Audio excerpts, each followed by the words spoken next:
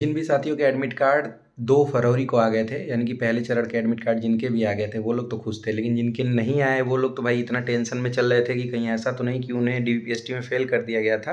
क्योंकि वो लोग ऐसा भी कह रहे हैं कि सर हम तो जो रिजल्ट लगा रहता है वहाँ पे वो मैंने चेक ही नहीं किया था, तो पता नहीं पास हुए कि फेल हुए। तो देखो उन सारे कन्फ्यूजन को दूर करने के लिए भर्ती बोर्ड ने एक अलग से नोटिस जारी कर दिया है, क्योंकि उन्हें भी पता चल जाता है ना कि लोग क्या कर रहे हैं।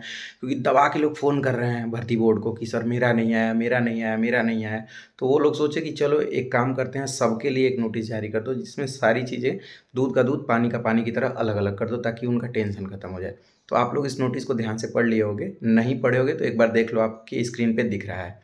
सीधे सीधे दो ऑप्शन में इसमें चीज़ें दी हुई हैं। एक तो ये कि किसके एडमिट कार्ड जारी हुए हैं। सीधे बताया गया था कि 26 दिसंबर से 24 जनवरी के बीच में जिनके जिनके डीबीपीएसटी हुए थे उनके जारी कर दिए हैं। लेकिन बहुत सारे दोस्त ऐसे हैं जिनका उस बीच हुआ था लेकिन उनका नहीं आया, जिसमें लड़कियां भी हैं लड़के भी हैं। तो वो कह रहे हैं भैया हमारा कहाँ गायब कर दिए। तो सबसे पहले आप जान लो कि अगर आपका नहीं आया है तो हो सकता है आप प्रोविजनली फिट हो, आपके डॉक्यूमेंट में कोई प्रॉब्लम रही हो, 2-4 चीज़ें आप दिए हो, एफिडेविट दिए हो, तो वो सारी चीज़ें जांच होने के बाद ही आपका 10 तारीख को आएगा। अगर उसमें सही पाए गए तो, अगर गलत पाए जाओगे तो हो सकता है ना आए। इसका सिंपल सा मतलब यही है।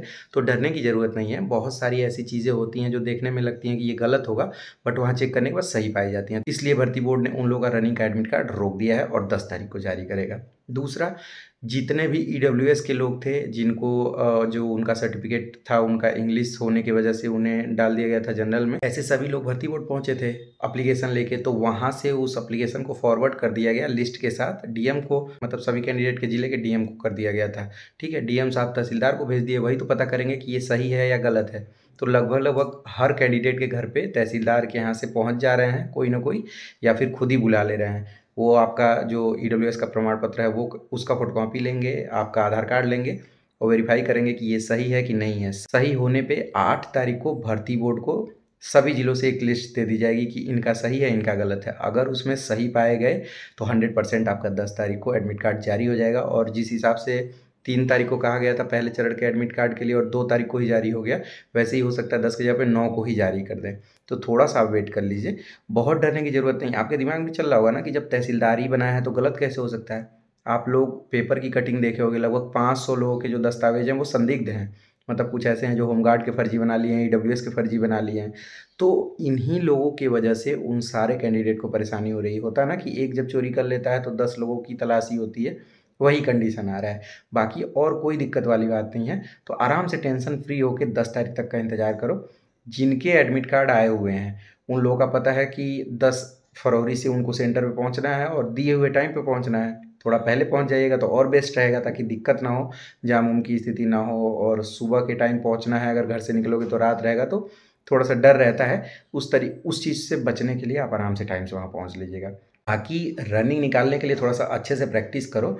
ये मत सोचो कहाँ दौड़ाया जाएगा, ग्राउंड कोई भी हो, अगर आप में हौसला है तो 100% आप रनिंग क्वालिफाई कर लोगे, उससे कोई समस्या नहीं होगी।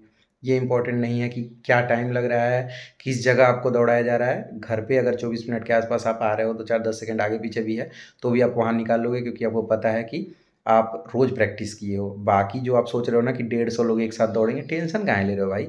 लाइन से छोड़ा जाएगा ना कि चलो तुम आगे बढ़ो, तुम आगे बढ़ो, तुम आगे बढ़े, आराम से दौड़ते रहोगे।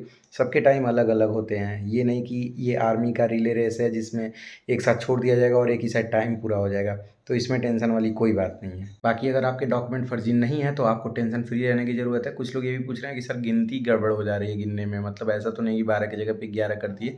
तो देखो पेन वाला सिस्टम जो लोग बता रहे हैं पेन से लिखा करो, ये नहीं हो पाएगा। गोली गिट्टी ये सारी चीज़ें मत लेना।